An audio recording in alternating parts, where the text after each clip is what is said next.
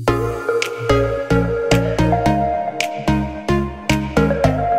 Everyone, welcome to my channel brilliant minds. तो आज की इस वीडियो में हम क्लास 10 फाइनेंशियल मार्केट मैनेजमेंट का chapter number 3 primary market continue कर रहे हैं। ये इसका सेकंड पार्ट है और सेकंड पार्ट का जो हमारा फर्स्ट टॉपिक जो हम इस वीडियो में स्टार्ट करेंगे वो है what is the difference between the public issue and private placement.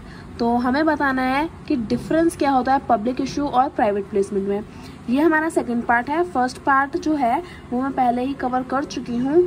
First part में हमने मार्केट कैपिटलाइजेशन तक पढ़ा था। अगर आपने फर्स्ट पार्ट नहीं पढ़ा है तो आप मेरी प्लेलिस्ट को चेकआउट कर सकते हैं और सब पूरा चैप्टर शुरुआत से मार्केट कैपिटलाइजेशन तक पढ़ सकते हैं। तो अब हम इसका सेकंड पार्ट शुरू करते हैं।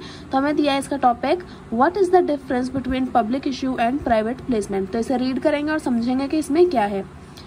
When an issue is not made to only a selected set of people but is open to the general public and any other investor at large, it is a public issue.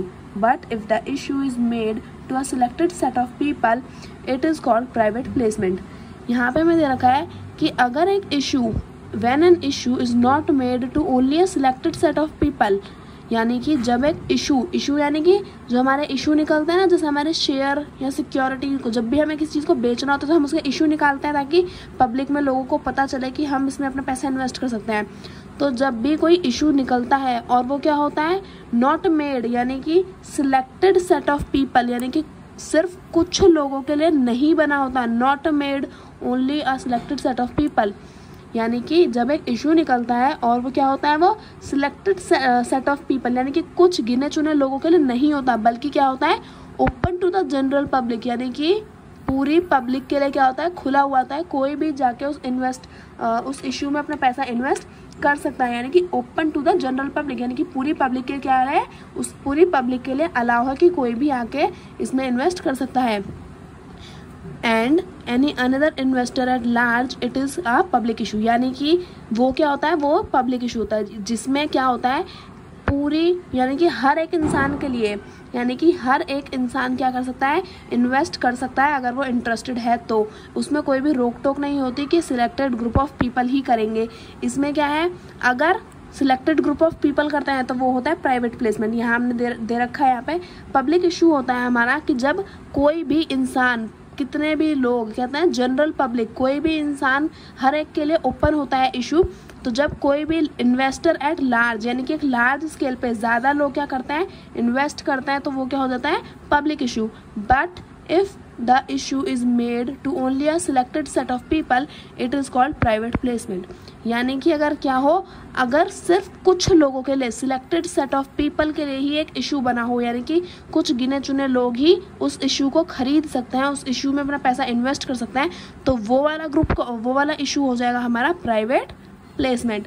Private placement यानी कि selected set of people. और जो हमारा public issue है वो क्या होता है जनरल पब्लिक के लिए ओपन होता है, किसी कोई भी इसमें इन्वेस्ट कर सकता है। As per company act 1956, an issue become public if it result in allotment to 50% or more. This mean an issue can be privately placed where an allotment is made to less than 50%. यहाँ पे हमें दिया है कि जो हमारा companies act है 1956, ये एक्ट आपको याद करना है। क्या पता क्वेश्चन में पूछ लिया जाए क्वेश्चन पेपर में कि हमें बताओ which act is the companies act, तो आपको बताना है act 1956 is the companies act. तो हमें 1956 कंपनी एक्ट के तहत हमें क्या बताया गया है कि जो इशू पब्लिक इशू कैसे होता है, हमें क्या पता कि ये पब्लिक इशू है कि नहीं है, हमें ऐसे पता चलेगी अगर क्या होता है अगर 50% और मोर यानी कि 50 या 50 से ज़्यादा लोग एक शेयर को या एक सिक्योरिटी को खरीदते हैं, यानी कि अपनी सिक्योरिटी में 50 या 50 से ज़्यादा लोग इन्वेस्ट करते हैं, तो वो क्या हो जाएगा वो हो जाएगा हमारा पब्लिक इशू।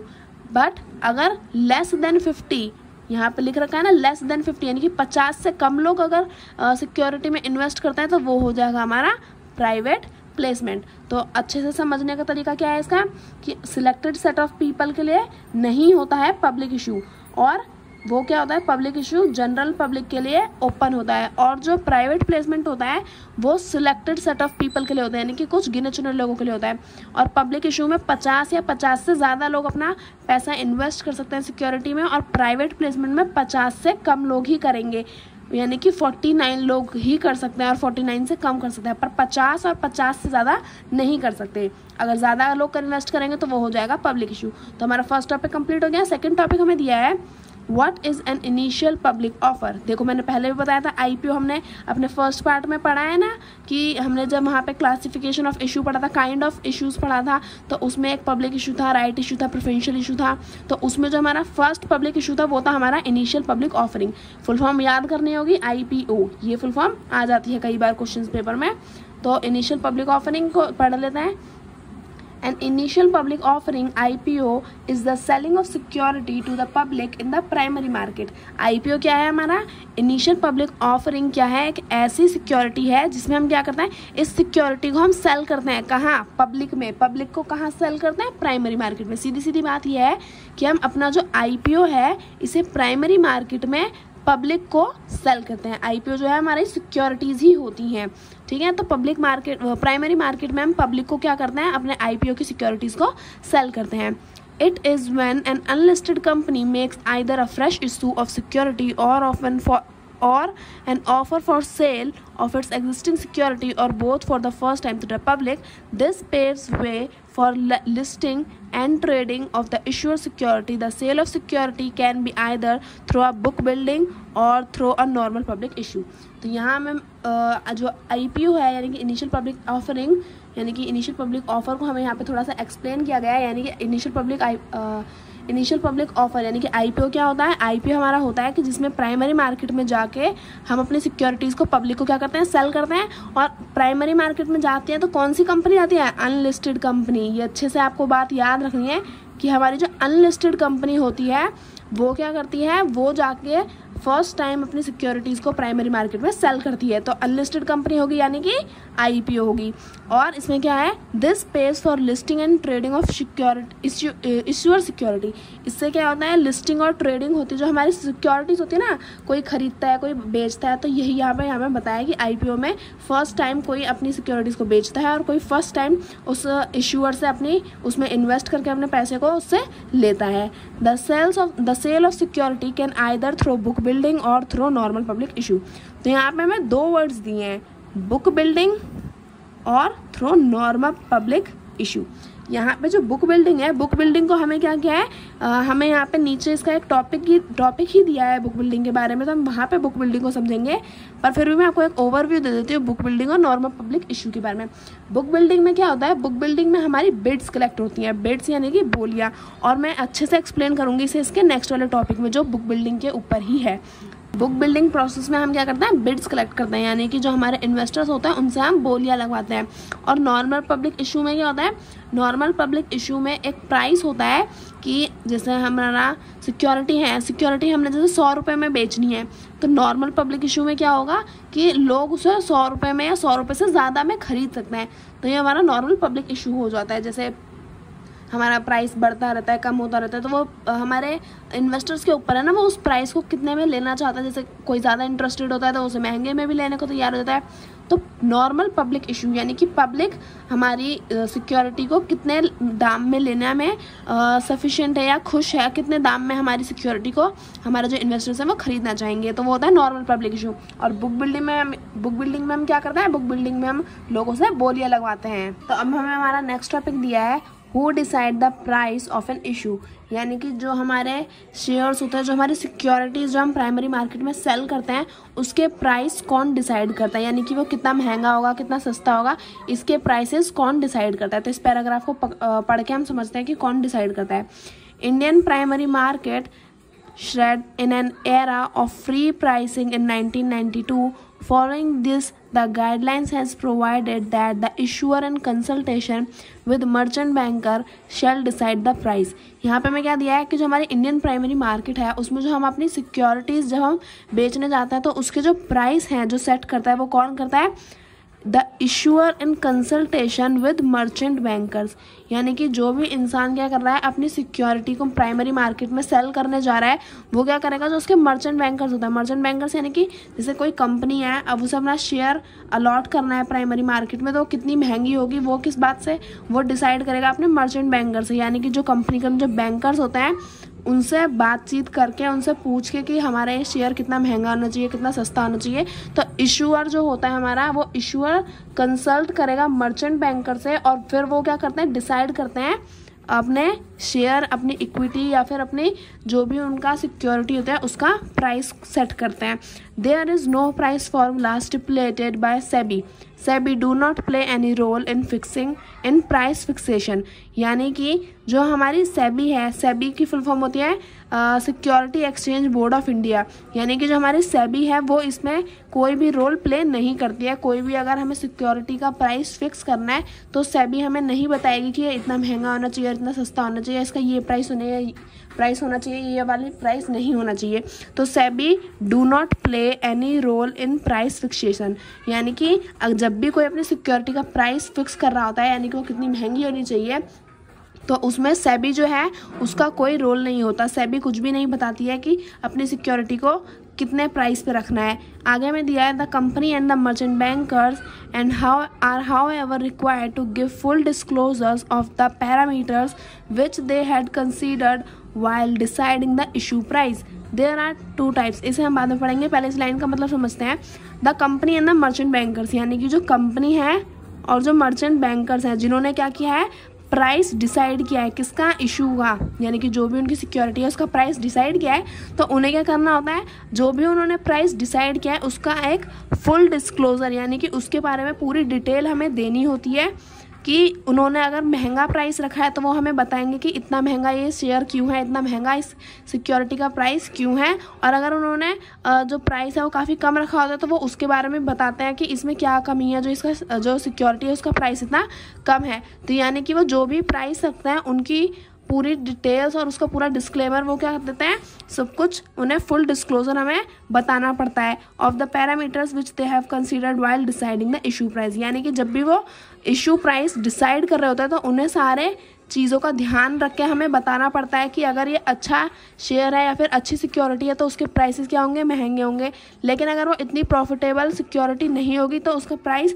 इतने महंगे नहीं होंगे। तो वो क्या देता है, हमें फुल डिस्क्लोजर उस सिक्योरिटी के बारे में देते हैं। There are two type of issue, one where company and lead merchant banker fix a price called fixed price and other where the company and the lead manager LM stipulated a floor price or a price band and leave it to a market forces to determine the final price discovery through book building process। तो यहाँ पे हमें दे रखा है, यहाँ हमें बताया है कि there are two type of issue, one where company and lead merchant banker fix a price called fixed price, यानी कि हमें बताया है कि यहाँ पे क्या होता है, दो तरह के इशू होते हैं। जैसे कि अगर हम अपनी इशू के लिए प्राइस फिक्स करते हैं तो दो तरह से किया जाता है। पहला कौन सा तरीका है, पहला तरीका है lead merchant bankers fix a price called fixed price, यानी कि अगर हमें अपने इशू का फिक्स्ड प्राइस रखना है तो उसे कौन डिसाइड करेगा, उसे हमारी कंपनी का लीड मर्चेंट बैंकर डिसाइड करता है। तो हमारा जो कंपनी का लीड मर्चेंट बैंकर है वो हमारा जो फिक्स प्राइस डिसाइड करेगा उसे हम कहेंगे फिक्स प्राइस। और दूसरा तरीका कौन सा होता है अपनी इशू का प्राइस डिसाइड करने का, and the another were the company and the lead manager LM, यानी कि जो कंपनी का लीड मैनेजर होता है, मैनेजर होता है ना कंपनी के, मैनेजर होता है कंपनी का, वो डिसाइड करता है एक फ्लोर प्राइस। फ्लोर प्राइस यानी कि इससे कम में तो हमारा इशू जो हमने किया है अपनी सिक्योरिटी, इससे कम में हम नहीं देंगे। तो फ्लोर प्राइस होता है द मिनिमम प्राइस, यानी कि हम कह सकते हैं कि जो लीड मैनेजर होता है जो डिसाइड करता है कि हमारा जो इशू का प्राइस है वो कितना होगा, तो वो एक प्राइस को सेट कर देता है जिसे हम कहते हैं फ्लोर प्राइस। ये सबसे मिनिमम प्राइस होता है कि इससे नीचे में हम अपना इशू नहीं करेंगे सिक्योरिटी को। और एक price band and leave it to the market forces to determine the final price, यानी कि जैसे फॉर एग्जांपल मैं एग्जांपल दे रही हूँ कि जैसे हमारा जो हमारी सिक्योरिटी है हमने उसे इशू किया 100 रुपीज़ में, तो हमारी जो हमने प्राइस इशू किया है अपनी सिक्योरिटी के लिए वो क्या है 100 रुपीज़। तो हम क्या करेंगे मार्केट में 100 रुपीज़ में अपने इशू को रिप्रेजेंट करेंगे। अपना जो फिक्स्ड प्राइस है वो क्या है ₹100। तो जो हमारी सिक्योरिटी है उसका प्राइस क्या है 100 रुपीज़। तो हम क्या करेंगे price band and leave it to the market forces to determine the final price. Price discovery through book building process, यानी कि हम क्या करते हैं जब हमने जैसे इशू प्राइस किया, हमने अपने इशू का प्राइस क्या रखा है, हमने जो भी सिक्योरिटी है उसका प्राइस रखा है हमने 100 रुपीज़। तो हम क्या करेंगे जो मार्केट में लोग हैं, जो मार्केट में इन्वेस्टर्स हैं, हमने जो अपना सिक्योरिटी को इशू किया था उसके हमारे 100 रुपीज़ थे। तो हम क्या करेंगे हम उसे लीव कर देंगे, यानी कि हम उसे क्या छोड़ेंगे जो मार्केट की फोर्सेस है उन पे उसे छोड़ देंगे। यानी कि मार्केट की फोर्सेस यानी कि जो इन्वेस्टर्स हैं हमारे उस पर हम उन्हें छोड़ देंगे कि वो हमारे प्राइस को बढ़ाना चाहते हैं तो वो बढ़ा सकते हैं, लेकिन 100 रुपीज़ से कम नहीं जाएंगे क्योंकि हमारा फिक्स्ड प्राइस है जो हमने क्या किया अपने इशू के लिए रखा है। यानी कि 100 रुपये से ऊपर ही अगर बिड्स लगते हैं, यहाँ पे मैं बोला है price discovery through book building process. Book building process का मतलब होता है बिड्स कलेक्ट करना। बिड्स का मतलब होता है बोलियां। तो यानी कि एक तो होता है फ्लोर प्राइस, यानी कि 100 रुपये से ऊपर की ही बोली लगेंगी, तो वहां पे हम बुक बिल्डिंग प्रोसेस को यूज करते हैं। यानी कि हमारा प्राइस है 100 रुपये, अब 100 रुपये से ज्यादा में अगर कोई इन्वेस्टर इसे खरीदना चाहेगा तो वो क्या हो जाएगा बुक बिल्डिंग प्रोसेस। और यहाँ पे जो हमारा लीड मर्चेंट बैंकर्स था उन्होंने एक फिक्स्ड प्राइस कर दिया। जैसे फॉर एग्जांपल जो लीड मर्चेंट बैंकर है उन्होंने प्राइस जो फिक्स किया है वो है 500, यानी कि जो भी इंसान खरीदेगा वो 500 रुपये में ही खरीदेगा। और जब हम बुक बिल्डिंग प्रोसेस यूज करते हैं तो क्या होता है कि वो 500 से ऊपर भी रह सकता है और 500 से कम भी रह सकता है, लेकिन 100 रुपये से कम नहीं होगा क्योंकि 100 रुपये क्या है हमारा फ्लोर प्राइस। और बुक बिल्डिंग को और भी अच्छे से हमें नीचे यहाँ दूसरे पैराग्राफ में एक्सप्लेन किया है। तो हमारा जो नेक्स्ट टॉपिक है वो यही है। तो नेक्स्ट टॉपिक स्टार्ट करते हैं। What does price discovery through book building process means, यानी कि जो हमारा प्राइस डिस्कवरी है, प्राइस डिस्कवरी यानी कि प्राइस जो हमारी अमाउंट है और डिस्कवरी यानी कि उसे डिस्कवर करना, यानी कि कितना प्राइस जाएगा। किसी भी चीज़ को हम डिस्कवर करते हैं, किसी भी चीज़ के बारे में जानना। तो यहाँ हमें बोला है कि price discovery through book building process से आप क्या समझते हैं। What do you mean by book building process. Book building process क्या होता है। बुक बिल्डिंग का मतलब होता है, बुक तो समझते हो ना जो किताब होती है, और बिल्डिंग हमारी इमारत होती है। तो क्या होता है एक बुक होती है, तो बुक यानी कि एक किताब और बिल्डिंग यानी कि इमारत। यानी कि एक बुक में क्या करता है जितने भी इन्वेस्टर्स हैं, तो जो सबसे ज़्यादा हाई बिड्स लगाता है यानी कि सबसे ज़्यादा बड़ी कीमत लगाता है उस प्राइस को, उस शेयर को खरीदने या उस सिक्योरिटी को खरीदने में, उसे क्या मिलता है वो सिक्योरिटी मिल जाती है। तो इसे पैराग्राफ को पढ़ते हैं तब आपको ज़्यादा अच्छे से समझ में आएगा। Book building is basically a process used in IPOs for efficient price discovery. It is a mechanism where during the period for which the IPO is open, bids are collected from the investor at various prices which are above or equal to the floor price. The offer price is determined after the bid closing date. इस paragraph में हमें बोला है book building process is a basically a process used in IPOs. IPO तो याद होगा, IPO यानी कि इनिशियल पब्लिक ऑफरिंग में क्या होता है ज़्यादातर बुक बिल्डिंग प्रोसेस को यूज़ किया जाता है। बुक बिल्डिंग प्रोसेस में क्या होता है, देखो हमारा जैसे एक प्राइस है, ये हमारा प्राइस है, समझ लो हमारा प्राइस है 100 रुपये का। तो अगर 100 रुपये से ऊपर की अगर कोई बोली लगाएगा तो उसे हम वो शेयर देंगे, या फिर 100 रुपये तक ही अगर लग रही है, कोई उसे 100 रुपये से ऊपर में खरीदने में शेयर को इंटरेस्टेड नहीं है, तब भी हम क्या देंगे, जो 100 रुपये देगा उसी को हम अपना शेयर सेल करेंगे। लेकिन अगर कोई क्या है 100 रुपये से नीचे की बोली लगा रहा है, बिड यानी कि बोली, अगर कोई इंसान 100 रुपये से कम की बोली लगाएगा तो क्या होगा, उसे हम book building process, book building यानी कि एक किताब होती है जिसमें क्या करते हैं जो इन्वेस्टर्स होते हैं उनके नाम को हम रजिस्टर करते हैं। जो भी बिड से मतलब जो हाईएस्ट बिड लगाएगा उन लोगों के नाम क्या होंगे उस बुक में रजिस्टर होते जाएंगे, लिखते जाएंगे। लेकिन अगर कोई फ्लोर प्राइस यानी कि जो प्राइस सेट किया है उससे नीचे की बिड लगाएगा तो उस इन्वेस्टर का हम क्या करेंगे, उस बुक में नाम नहीं लिखेंगे।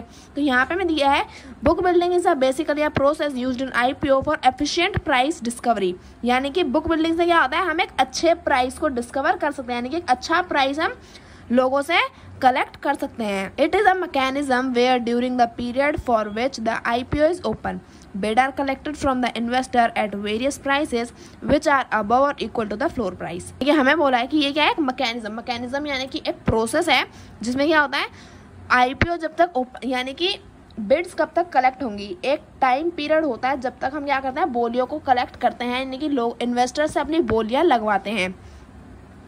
तो आईपीओ यानी कि आईपीओ में हम क्या करते हैं, अब एक अनलिस्टेड कंपनी अपने फ्रेश इशूज निकालती है, तो आईपीओ जब तक ओपन रहेगा एक टाइम होता है कि 2 दिन या 3 दिन के लिए हमारी बिड्स क्या होती है, कलेक्ट की जाती हैं, और इन्वेस्टर्स क्या करते हैं, various prices, investor at various prices, यानी कि जो इन्वेस्टर होते हैं जो उस शेयर या इस सिक्योरिटी को खरीदना चाहते हैं, वो इन्वेस्टर क्या करेंगे, अलग अलग प्राइस पे या फिर सेम अबव, यानी कि जैसे 100 रुपये की प्राइस है तो 100 रुपये से ज़्यादा, या फिर equal to the floor price, यानी कि 100 रुपये फ्लोर प्राइस है तो 100 रुपये ही देंगे, या फिर 100 रुपये से ज़्यादा देंगे। तो 100 रुपये से कम देंगे तो बिड उनकी लगेगी ही नहीं, उनकी बोली को हम मानेंगे ही नहीं। पर जो इन्वेस्टर 100 रुपये देंगे या 100 से ज़्यादा देंगे, उन्हें हम क्या करेंगे, एक बुक में रजिस्टर करेंगे। तो यानी कि investor at various price which are above or equal to the floor price, यानी कि इन्वेस्टर्स क्या करते हैं, अपना पैसा लगाते हैं फ्लोर प्राइस से ज़्यादा या फिर फ्लोर प्राइस के बराबर। The offer price is determined after the bid closing date, और जो ऑफर प्राइस होता है यानी कि कितने प्राइस पे अब हम अपने शेयर को, जैसे फॉर एग्जांपल एक इंसान ने 100 रुपये लगाया, दूसरे ने 150 लगाया, 300 ने 500 रुपये लगाया, ठीक है, सॉरी तीसरे इंसान ने 500 रुपये लगाया, तो क्या होगा, तो जो ऑफर प्राइस है यानी कि किस प्राइस पे अब हम अपनी सिक्योरिटी को देंगे, तो ऑब्वियस सी बात है जो सबसे ज़्यादा हाईएस्ट प्राइस होगा उसी पे हम अपनी सिक्योरिटी को सेल करेंगे। तो हमारा जो हाईएस्ट प्राइस होगा, यानी कि फर्स्ट वाले ने 100 रुपये लगाए थे, सेकंड वाले ने 150 लगाए थे और थर्ड वाले ने 500 रुपये लगाए थे, तो जो ऑफर प्राइस है यानी कि हम अब कितने पे अपनी जो सिक्योरिटी है उसे ऑफर करेंगे, तो ऑब्वियस सी बात है ना, 500 रुपये जो हाईएस्ट प्राइस होगा उसी पे ऑफर करेंगे। तो ऑफर प्राइस को हम कब डिटरमाइन, यानी कि ऑफर प्राइस को हम कब बताते हैं, हम ऑफर प्राइस को तब बताते हैं after the bid closing date, यानी कि जब हमारी बोलियों की बोली लगाने का टाइम क्या होता है, बोली लगाने का टाइम खत्म हो जाता है। जैसे 2 दिन का अगर टाइम था तो 2 दिन के बाद जो हाईएस्ट प्राइस होगी वो हम क्या कर देंगे, बता देंगे, डिटरमाइन कर देंगे। तो बुक बिल्डिंग ऐसा प्रोसेस है, अगर हम जल्दी से छोटे से स्नैप में अगर मैं रिवाइज कराऊँ तो बुक बिल्डिंग ऐसा प्रोसेस है जिसमें हम क्या करते हैं, इन्वेस्टर से बोली लगवाते हैं, और जो हाईएस्ट बोली होती है उसे हम कब बताते हैं, हाईएस्ट बोली जो लगाएगा, तो हमारा जो हाईएस्ट प्राइस होता है हम क्या करते हैं, उस प्राइस को ऑफर कर देते हैं उस इंसान को जिसने वो हाईएस्ट प्राइस लगाया होता है। तो हम अपने हाईएस्ट प्राइस को कब बताते हैं, जो भी हमारा हाईएस्ट प्राइस होता है, यानी कि जिस भी प्राइस में हम अपनी सिक्योरिटी को ऑफर करेंगे उस प्राइस के बारे में हम तब बताते हैं जब बिड क्या होती है, क्लोज हो जाती हैं, जब बिड्स क्या होती हैं, बंद हो जाती हैं। नहीं तो जैसे फॉर एग्जाम्पल 2 दिन की बिड्स थी, तो फर्स्ट डे क्या हुआ, फर्स्ट डे में किसी ने 500 रुपये लगा दिए, लेकिन सेकंड डे अगर हम फर्स्ट डे ही कह देते कि हम 500 रुपये अपनी सिक्योरिटी को दे देंगे, लेकिन क्या होता है, सेकंड डे भी तो था हमारे पास, तो सेकंड डे क्या होता है, सेकंड डे कोई इन्वेस्टर क्या करता है, 700 रुपये में उस सिक्योरिटी को खरीदता है, लेकिन क्या होता है, हमने तो फर्स्ट डे ही क्या कह दिया था, हमने ऑफर कर दी थी अपनी सिक्योरिटी किस इंसान को, उस इन्वेस्टर को जिसने 500 रुपये में प्राइस लगाया था। तो इसलिए जो हमारी जो बिड्स का जो ऑफर प्राइस होता है, यानी कि हम उसे कितने प्राइस पे ऑफर करेंगे वो हम तब बताते हैं जब बिड्स क्या हो जाती है, यानी कि बोलियां लगनी क्या हो जाती है, क्लोज हो जाती है, बंद हो जाती हैं। तो आई होप आपको बुक बिल्डिंग प्रोसेस भी अच्छे से समझ में आ गया होगा। अब इसका नेक्स्ट टॉपिक हम स्टार्ट करते हैं। तो नेक्स्ट टॉपिक हमें हमारा दिया है, what is the main difference between offer of shares through book building and offer of shares through normal public issue. तो इस पैराग्राफ में हमें क्या पूछा है, डिफरेंस पूछा है, यानी कि offer of share through book building and offer of share through normal public issue. देखो यहाँ पे यानी कि हम शेयर्स को क्या कर रहे हैं, ऑफर कर रहे हैं, ऑफर किसे कर रहे हैं, पब्लिक को कर रहे हैं, यानी कि हम क्या कर रहे हैं, सीधा सीधा अगर हमें देखा जाए तो हमें बोला गया है कि अगर हम अपने शेयर्स को बेचते हैं तो 2 तरीक़ों से बेचते हैं, मैंने आपको बताया था, एक नॉर्मल पब्लिक इशू से, जैसे हमने यहाँ पे पढ़ा था, जैसे हमने यहाँ पे पढ़ा था फिक्स्ड प्राइस और बुक बिल्डिंग प्रोसेस। तो यहाँ पे फिक्स्ड प्राइस क्या होता है कि हम पब्लिक को डायरेक्ट एक प्राइस बता देते हैं कि इसमें ही आपको ये सिक्योरिटी जो है वो खरीदनी होगी, और बुक बिल्डिंग में क्या होता है कि फ्लोर प्राइस जो होता है हमारा उससे ऊपर या फिर फ्लोर प्राइस के इक्वल में हम अपनी सिक्योरिटी को सेल कर रहे हैं। तो यहाँ पे ये 2 तरीके हैं। तो जो फिक्स्ड प्राइस वाला सिस्टम मैंने आपको बताया था, फर्स्ट जो मेथड था वो हमारा नॉर्मल पब्लिक इशू था, और बिड्स कलेक्ट यानी कि बोलियां कलेक्ट करने वाला होता है हमारा बुक बिल्डिंग प्रोसेस। तो यहाँ पे इन दोनों में डिफरेंस पूछा है। तो देखो मैं आपको सीधा सीधा डिफरेंस बता रही हूँ, अभी ये नहीं पढ़ रही हूँ क्योंकि फिर ना आप कंफ्यूज हो जाते हो, तो इसलिए मैं सीधा सीधा डिफरेंस बताती हूँ। देखो एक है हमारा बोलियां लगाने वाला और एक है हमारा नॉर्मल पब्लिक इशू। तो क्या होता है, जैसे हम बोला बुक बिल्डिंग में क्या होगा, हम अपना पहले एक फ्लोर प्राइस तय कर देंगे कि जैसे 100 रुपये अगर हमारा फ्लोर प्राइस है तो 100 रुपये के बराबर या फिर 100 रुपये से ज़्यादा में ही अब अपनी सिक्योरिटी को बेचेंगे, कम में नहीं बेचेंगे। तो ये क्या होता है, हमारा बुक बिल्डिंग प्रोसेस होता है कि यानी कि जो ऑफर प्राइस होता है ना वो लास्ट में पता चलती है, यानी कि जो हमारा ऑफर प्राइस होता है वो हमें कब पता चलता है, लास्ट में पता चलता है, इन लास्ट। तो मतलब हमारा जो सिक्योरिटी का जो प्राइस है वो हमारी क्या करती है, इन्वेस्टर्स डिसाइड करते हैं अपनी बोलियां लगा के। तो वो क्या होता है, बिड्स किस में लगती है, बुक बिल्डिंग में। तो बिड्स लगते हैं हमारे बुक बिल्डिंग प्रोसेस में, जिसमें जो प्राइस जो होता है हमारी सिक्योरिटी को वो हमें लास्ट में पता चलता है, यानी कि जब हमारी बिड्स क्या हो जाती है, क्लोज हो जाते हैं, तब हमें प्राइस पता चलता है। लेकिन क्या होता है, नॉर्मल पब्लिक इशू में ऐसा नहीं होता। नॉर्मल पब्लिक इशू में क्या होता है, हमें प्राइस पहले से ही पता होता है, एक फिक्स्ड प्राइस होता है, एक फिक्स्ड प्राइस पहले से ही तय कर दिया जाता है कि अगर हमने बोला कि 200 रुपये की सिक्योरिटी है तो हर एक इन्वेस्टर क्या करेगा, 200 रुपये में ही खरीदेगा, ना कम ना ज़्यादा। भले ही वो ट्रेड करते करते उसकी प्रीमियम में जा रही है, डिस्काउंट में जा रही है, वो अलग बात है, पर उसका जो एक पब्लिक इशू हो गया है, यानी कि उसका जो एक इशू प्राइस है वो पहले ही पब्लिक को बता दिया जाता है। पहले ही शुरुआत में पब्लिक को पता होता है कि जो हमारी सिक्योरिटी है वो कितने रुपए की है। लेकिन बुक बिल्डिंग प्रोसेस में तो बोलियां लगती हैं, तो बोली में थोड़ी ना पता होता है कि कोई इंसान इसे कितना महंगा खरीद सकता है। तो जो इन्वेस्टर्स होते हैं उन्हें बुक बिल्डिंग प्रोसेस में लास्ट में पता चलती है कि प्राइस क्या होगा हमारी सिक्योरिटी का। लेकिन नॉर्मल पब्लिक इशू में लोगों को शुरुआत से ही पता होती है कि उनकी जो सिक्योरिटी है उसका प्राइस क्या होगा, क्योंकि प्राइस क्या होता है, फिक्स्ड होता है। तो यही पूरी इस बुक में यहाँ मतलब यानी कि यही क्या दिया है, इस पूरे पैराग्राफ में दिया है। तो मैंने आपको ये अच्छे से समझा दिया। तो इसका जो नेक्स्ट पैराग्राफ है, यानी कि जो नेक्स्ट टॉपिक है वो हम स्टार्ट करते हैं, क्योंकि मैंने आपको ये वाला तो समझा दिया। तो नेक्स्ट टॉपिक हमें दिया है what is cut off price. देखो, कट ऑफ प्राइस तो सुनते में ही समझ में आ जाता है, पर फिर भी मैं आपको ये रीड करके समझा देती हूँ। In a book building issue, the issuer is required to indicate either the price band or a floor price in the prospectus. The actual discovery issue price can be any price in the price band or any price above the floor price.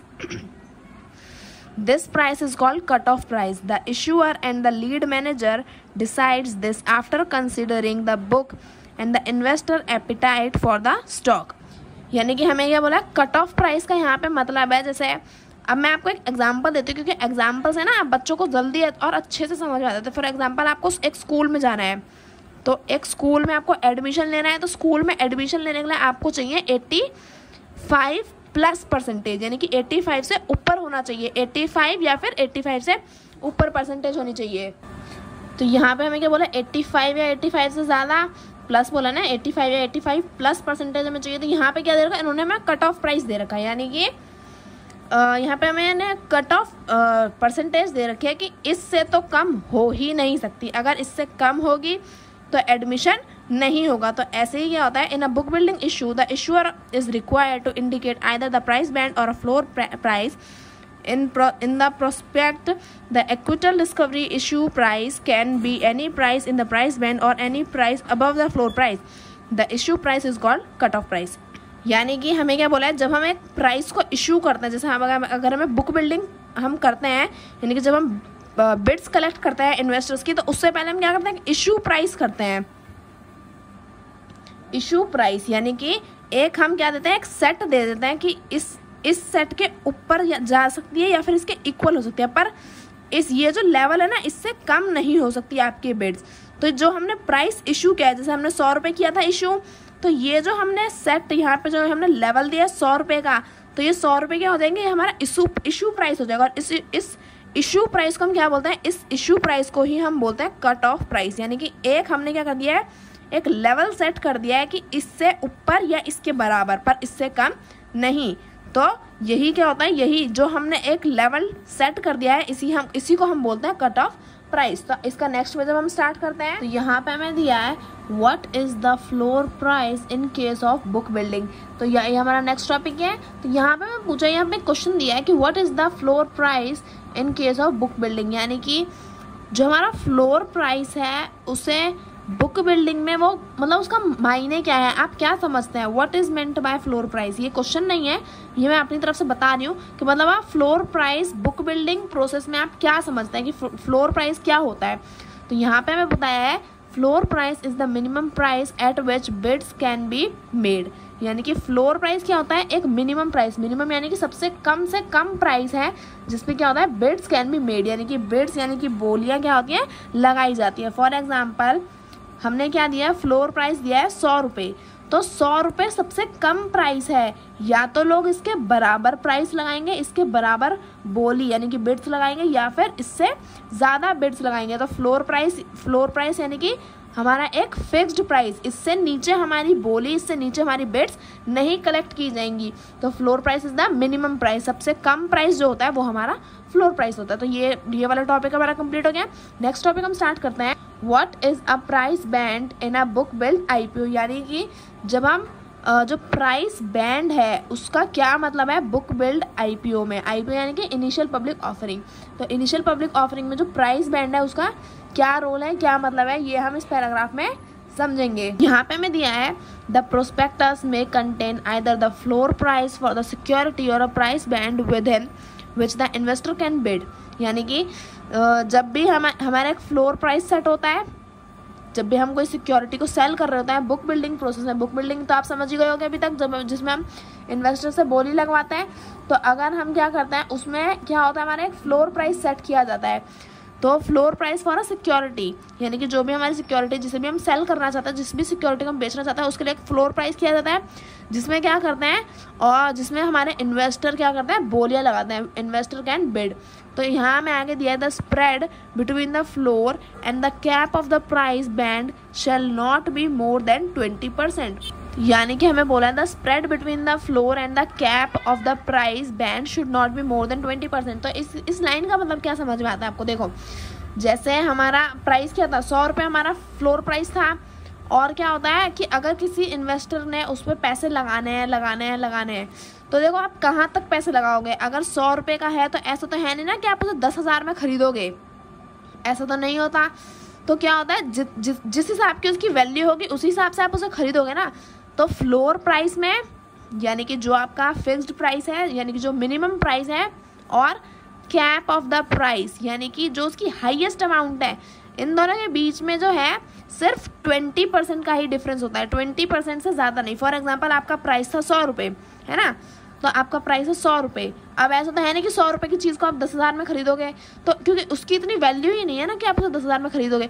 तो floor price, और देखो इसका 20% क्या होगा, अगर हम इसका 20% निकालें तो क्या हो जाएगा, ये 120 हो जाएगा ना। तो यानी कि अगर आप बिड्स लगाओगे तो 100 लगाओगे, 110 लगाओगे, 120 लगाओगे, 120 से ऊपर नहीं लगाओगे। तो यही हमारे प्राइस बैंड का काम होता है इनिशियल पब्लिक ऑफरिंग में, ठीक है। तो इस पूरे यहाँ पे आगे दिया है, in other word it means that the cap should not be more than 120% of the floor price, यानी कि अब जैसे हमारा कैप यानी कि जो उसकी हाईएस्ट अमाउंट है, ओके, क्योंकि कैप को जैसे हम सर पे पहनते हैं तो सर हमारा हाईएस्ट पॉइंट होता है, तो उसी तरह से जो भी हमारा फ्लोर प्राइस है उसकी कैप यानी कि उसकी हाईएस्ट प्राइस। तो यहाँ पे मैं देखा, in other word it means that the cap should not be more than 120% of the floor price. जैसे कि अगर जो भी अमाउंट है वो उसकी 100% अमाउंट है, उससे क्या जा सकता है, 20% ऊपर नहीं जा सकते, मतलब 20% तक जा सकते हैं, पर उससे ज़्यादा नहीं जा सकते। तो यहाँ पे हमें दिया है, जैसे मैंने अभी आपको बताया कि जैसे 100% है टोटल अमाउंट उसकी, जैसे जो भी प्राइस है उसको, जैसे अगर 500 रुपये भी होता तो 500 क्या होता, उसका पूरा 100% प्राइस होता। तो हम क्या कर सकते हैं, उस 100% प्राइस से सिर्फ 20% आगे जा सकते हैं। कितना आगे जा सकते हैं, हम उससे सिर्फ 20% तक ही जा सकते हैं। अगर हम 25 जाएंगे तो वो नहीं माना जाएगा, क्योंकि आप किसी भी चीज़ को बहुत महंगा तो नहीं खरीद सकते ना, जितना उसकी वैल्यू होगी उसी के हिसाब से तो खरीदोगे ना। तो हम सिर्फ 20% तक जा सकते हैं। तो यानी कि not more than, cap price should not be more than 120%, यानी कि अब 100 + 20 अगर आप चलेगा तो क्या हो जाएगा, 120% हो जाएगा। यानी कि जो भी आपकी प्राइस होगी वो 120% से ज़्यादा नहीं हो सकती है। तो इस पूरे पैराग्राफ में हमें बस यही दे रखा है। तो आगे हम पढ़ते हैं, who decide the price band, यानी कि जो हमारा प्राइस बैंड है वो कौन डिसाइड करता है। जैसे पढ़ते हैं, प्राइस बैंड यानी कि जो भी हमारा प्राइस है हमारी सिक्योरिटी का, वो कौन डिसाइड करता है। It may be understood that the regulator mechanism do not play a role in setting the price for issues. तो ये तो हमने पहले ही समझ लिया था कि जो हमारा रेगुलेटर्स होता है, रेगुलेटर्स यानी कि जो भी हमारी मार्केट को रेगुलेट करता है। अभी तक तो याद हो गया होगा ना, सेबी कंट्रोल करती है। रेगुलेटर्स हमने सिक्योरिटी चैप्टर में पढ़ा है अच्छे से। तो जो रेगुलेटर्स होता है वो कभी भी जो है हमारी प्राइस फॉर इश्यूज यानी कि जो भी हम इशू करेंगे उसके प्राइस को सेट करने में कभी भी कोई रोल प्ले नहीं करती। वो उन लोगों का, रेगुलेटर्स का कोई काम नहीं होता हमारे इशू के प्राइस को सेट करने में। तो हमारे इशू कौन सेट करता है, इशू के प्राइस कौन सेट करता है, वो हमें यहाँ पता चलेगी। It is up to the company to decide on the price of the price or the price band in consultation with the merchant bankers। यानी कि जो भी हमारे सिक्योरिटी के प्राइस जो सेट किए जाते हैं वो कौन डिसाइड करता है, वो डिसाइड करता है consultation with the merchant bankers. यानी कि जो कंपनी में जो बैंकर्स होते हैं, कंपनी के बैंकर्स, वो ये सारी चीज़ें डिसाइड करते हैं कि हमारा शेयर, हमारी सिक्योरिटीज़ कितने की होंगी, कितनी महंगी होंगी, कितनी सस्ती होंगी। तो रेगुलेटर्स इसमें कोई रोल प्ले नहीं करते। जो मर्चेंट बैंकर्स होते हैं कंपनी के, वो ये सब डिसाइड करते हैं। तो आई होप आपको ये वाला पैराग्राफ भी अच्छे से समझ में आ गया होगा। अब जो है हम इसका नेक्स्ट वाला पैराग्राफ स्टार्ट करते हैं। नेक्स्ट हमें दे रखा है यहाँ पे what is minimum number of days for which a bid should remain open during book building। यानी कि अब भी मैंने आपको इतनी देर से बता रही हूँ कि बिड्स कलेक्ट होती हैं, बुक बिल्डिंग होता है जिसमें इन्वेस्टर्स बोली लगाते हैं, कुछ टाइम के लिए लगाते हैं। तो ये कितने टाइम के लिए लगाते हैं ये हमें यहाँ पे पूछा है। सबसे कम टाइम यानी कि कितने दिनों के लिए, कम से कम कितने दिनों के लिए हमारी जो है बोलियाँ लगाई जाती हैं। तो book should remain open for minimum 3 days यानी कि कम से कम 3 दिनों के लिए तो हमारी जो बिड्स हैं वो कलेक्ट की ही जाती हैं। जैसे अगर हम बोली लगा रहे हैं इन्वेस्टर्स, तो उन्हें 3 दिन का कम से कम टाइम दिया जाता है कि आज, कल या परसों में आप क्या कर सकते हैं, डिसाइड कर सकते हैं कि आपको ये शेयर या आपको ये सिक्योरिटी कितने प्राइस में खरीदनी है। तो मिनिमम डेज क्या होते हैं, 3 days। तो ये भी खत्म हो गया हमारा। आगे में दिया है can open outcry system be used for book building. Open outcry system आपको कुछ समझ में आ रहा है? ओपन आउटक्राई सिस्टम से मतलब है ओपन यानी कि खुला, आउट यानी कि बाहर, क्राई यानी कि रोना, वैसे इसका मतलब होता है। पर यहाँ पे इसका मतलब है ओपन यानी कि ऐसे ही खुले में, आउट यानी कि बाहर, क्राई यहाँ पे इस क्राई का मतलब है चीख चीख कर, चिल्ला चिल्ला कर। तो यानी कि आपको पता नहीं होगी या शायद पता भी हो कि पहले क्या होता था, पहले इतना डिजिटल तो था नहीं ज़माना। तो क्या होता था, पहले भी स्टॉक मार्केट्स होती थी, पहले भी शेयर्स और इक्विटीज़ खरीदे जाते थे, पहले भी सिक्योरिटीज़ बेकार खरीदी जाया करती थी, है ना। तो क्या होता था, पहले इतना डिजिटल ज़माना नहीं था। अभी तो हम फ़ोन से ही अपनी सिक्योरिटीज़ को खरीद या बेच लेते हैं, डिजिटली सब कुछ कर लेते हैं। लेकिन क्या होता था, जब पहले इतनी टेक्नोलॉजी नहीं थी, इतना डिजिटल ज़माना नहीं था, तो क्या होता था कि खुले में कहीं भी, किसी भी खुले एरिया में क्या होता था, लोग जैसे एक स्टेज लगा के इन्वेस्टर्स बैठ जाया करते थे और क्या होता था, चिल्ला चिल्ला के सब बोला करते थे कि जैसे आपने शायद टीवीज में देखा भी हो, ऐसे चिल्ला चिल्ला के बोलते ना 2 लाख 1 या 10 लाख 1, 10 लाख 2, 10 लाख 3। तो वो वाला जो सिस्टम होता है, चिल्ला चिल्ला के जो बताया जाता है कि इन्होंने इतने की बोली लगाई है, इन्होंने इतने की बोली लगाई है, तो चिल्ला चिल्ला के जो हम बताते हैं वो होता है हमारा outcry system, open outcry system. तो यहाँ पूछा है can open outcry system be used for book building, यानी कि अभी भी क्या ओपन आउटक्राई सिस्टम यूज होता है? तो no, as per SEBI only electronically linked transparent facility is allowed to used in case of book building. यानी कि ये जो ओपन आउटक्राई सिस्टम जो चीख चीख के बताया जाता था, पहले होता था, अब क्या होता है, अब ऐसा नहीं होता। सेबी की फुल फॉर्म याद है? अगर याद है तो प्लीज़ मुझे कमेंट सेक्शन में मुझे लिख के बताइएगा, मैं भी तो देखूँ कि कितने बच्चे हैं जिन्हें सेबी की फुल फॉर्म अच्छे से याद है। तो सेबी जो है उसने अब क्या कर दिया है, उसने सिर्फ एक उन्होंने फैसिलिटी प्रोवाइड कराई है कि अब कोई भी ओपन आउटक्राई सिस्टम नहीं होगा। इलेक्ट्रॉनिकली जो है आप अपनी बिड्स को लगा सकते हैं, इलेक्ट्रॉनिकली आप क्या कर सकते हैं, सिक्योरिटीज़ को परचेज या बाय कर सकते हैं। तो आगे हमें दिया है can the individual investor use the book building facility to make an application.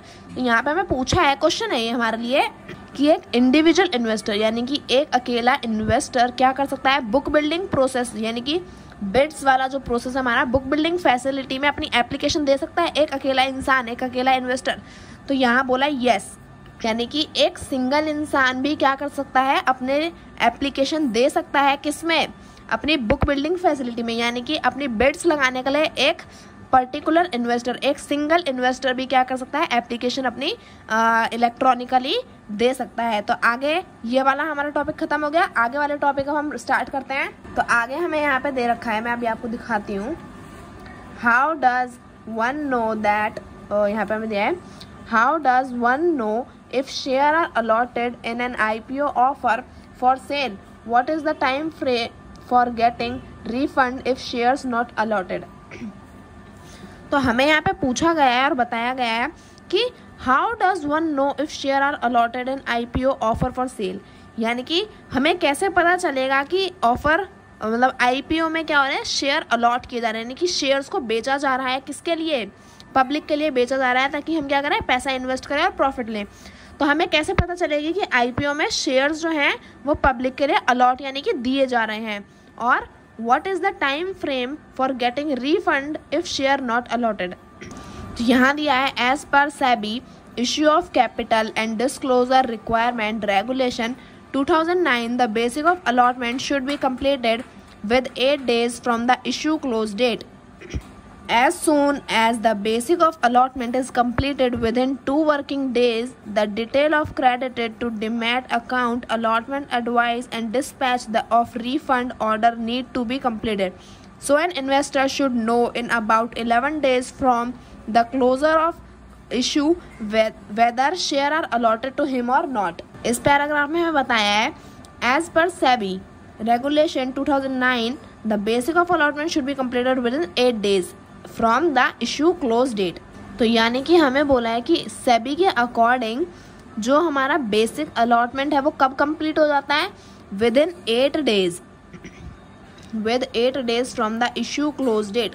यानी कि जब हम अपनी सिक्योरिटी को क्या करते हैं, इशू करते हैं, और जब हमारी इशू मैंने बिड्स जो हमने कलेक्ट कर ली तो उसके बाद क्या होता है, क्लोज हो जाता है, सारी चीज़ें खत्म हो जाती है, बंद हो जाती है, मतलब सारी चीज़ें क्या होती है, बंद हो जाती है। तो सब कुछ बंद होने के बाद क्या होता है, 8 दिन के अंदर क्या होता है, जिस इन्वेस्टर ने भी क्या होता है, जो शेयर्स हैं या जो भी सिक्योरिटी है उसे खरीदा होता है, उसमें अपना पैसा इन्वेस्ट किया होता है, तो उसे क्या कर देते हैं, 8 दिन के अंदर क्या हो जाता है, उसे हम अलॉटमेंट दे देते हैं, यानी कि उसके नाम पे हम क्या करते हैं, उस शेयर को या उस सिक्योरिटी को हम उस इन्वेस्टर को दे देते हैं। आगे हमें दिया है as soon as the basic of allotment is completed within 2 working days the details of credit to demat account, allotment advice and dispatch of refund order need to be completed।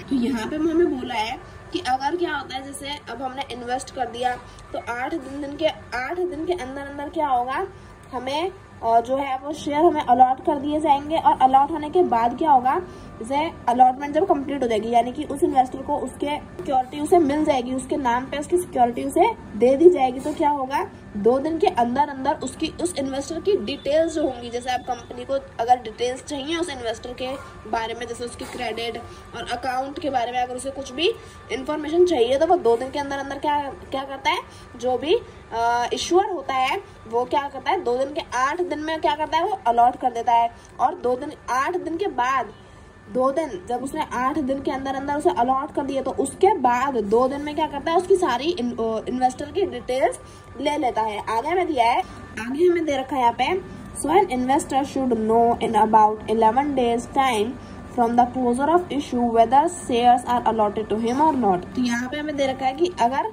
देखो 8 दिन ये 2 दिन ये, तो यहाँ पे हमें दे रखा है कि अगर ऐसे ये 8 दिन और 2 दिन मिला के 10 days होते हैं, लेकिन यहाँ पे हमें 11 दे रखा है वैसे, तो क्या होता है, इन 11 डेज के अंदर जो इन्वेस्टर होता है उसे क्या होता है, उसे पता चल जाती है कि शेयर उसे अलॉट किए गए हैं या नहीं। तो हमारा जो ये वाला टॉपिक है ये भी क्या होता है, कंप्लीट हो जाता है। इसका नेक्स्ट टॉपिक हम स्टार्ट करेंगे।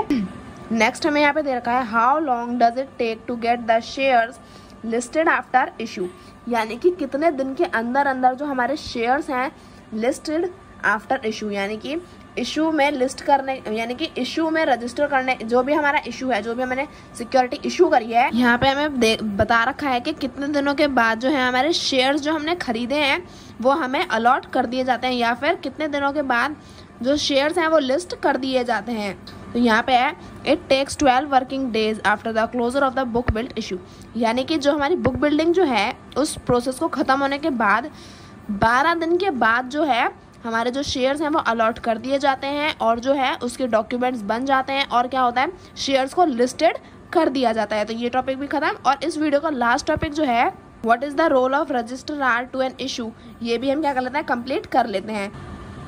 तो यहाँ पे दिया है the registrar finalize the list of eligible allottees after deleting the invalid applicants and ensures that the corporate action for crediting of shares to the demat account of the applicants is done and the dispatch of refund order to those applicables are sent. The lead manager coordinates with the registrar to ensure follow-up so that the follow-up applicants form, collecting bank branches, processing of the applicants and other matters till the basics of the allotment is finalized, dispatch security certificates and refund order completed and securities listed.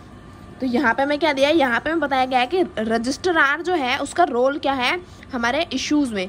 तो registrar से तो मतलब में ही समझ में आ रहा है कि कुछ रजिस्टर करता होगा। ये यहाँ पे मैं दिया है कि जो रजिस्ट्रार होता है वो क्या करता है, finalize the list of eligible allottees after deleting the invalid applicants and ensure. तो यहाँ पे मैं दिया है जो रजिस्ट्रार होता है वो क्या करता है, उसका एक काम होता है कि जैसे तो जो रजिस्ट्रार होता है उसका काम क्या होता है, उसका ये काम होता है कि जैसे अगर जैसे हमने बुक बिल्डिंग प्रोसेस में क्या किया था, अलग अलग इन्वेस्टर्स आए थे, तो जो लोग भी जो हमारा फ्लोर प्राइस है उससे ज्यादा बिड्स लगाते हैं या उसके इक्वल बिड्स लगाते हैं, उन लोगों को रजिस्टर किया जाता है ना। तो लास्ट में जो एलिजिबल अलॉटी होता है, यानी कि जिसमें सबसे हाई प्राइस लगाई होती है, उस एलिजिबल अलॉटी यानी कि उस एलिजिबल इंसान, उस एलिजिबल इन्वेस्टर को हम क्या करते हैं, सारे अपने इश्यूज जो हैं, मतलब जितने भी उसने खरीदे होते हैं, जो भी सिक्योरिटीज ने खरीदी होती है उसे क्या कर देता है, अलॉट कर देता है।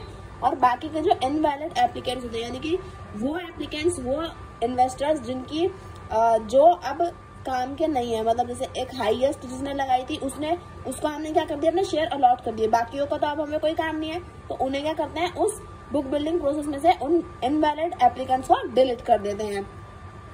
और जो रजिस्ट्रार होता है वो इंश्योर करता है कि जो है, जो भी हमारा इन्वेस्टर है उसे क्या करें, हमारे शेयर्स जो भी उसने खरीदे हैं उसे दिए जाएं। और क्या करें, मतलब रजिस्ट्रार जो है वो सब कुछ चेक करता है, सब कुछ रजिस्टर करके रखता है अपने पास में। और जो होता है, जो the lead manager coordinates with the registrar, यानी कि जो कंपनी का जो लीड मैनेजर होता है वो क्या करता है, जो रजिस्ट्रार होता है उसके साथ कोऑर्डिनेट, यानी कि उसके साथ तालमेल बना के काम करता रहता है, ताकि सब क्या हो, एक फ्लो में चलता रहे।